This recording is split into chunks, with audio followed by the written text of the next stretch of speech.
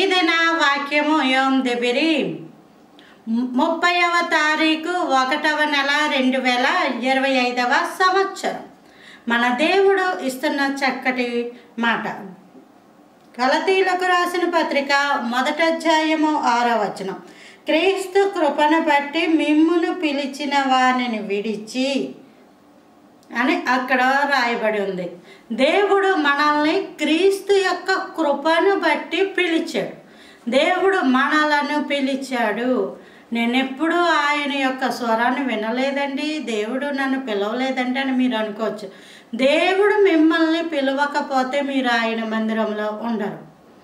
మీరు ఆయన పరిశుద్ధ గ్రంథాన్ని మోయరు. మీరు ఆయనకి ప్రార్థన చేయరు. దేవుడు మిమ్మల్ని పిలిచి ప్రేరేపించబట్టి మీ యొక్క హృదయంతో మాట్లాడబట్టే మీరు మందిరానికి రాగలిగారు. మీరు మందిరంలో చక్కగా కూర్చోగలుగుతున్నారు.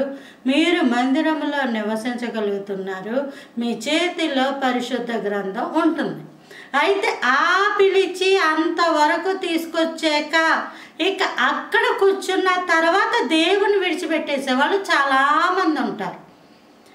త్వరగా విడిచిపెట్టేసే వాళ్ళు ఉంటారు. దేవుని మందిరంలోకి రావడం గొప్ప సంగతే, తెల్లటి వస్త్రాలు వేసుకోవడం గొప్ప సంగతే, బైబిల్ పట్టుకొని జీవించడం గొప్ప సంగతే, మేము క్రైస్తవులు వంటి మేము క్రీస్తును అనుసరించేవారము అని చెప్పుకోవడం గొప్ప సంగతే.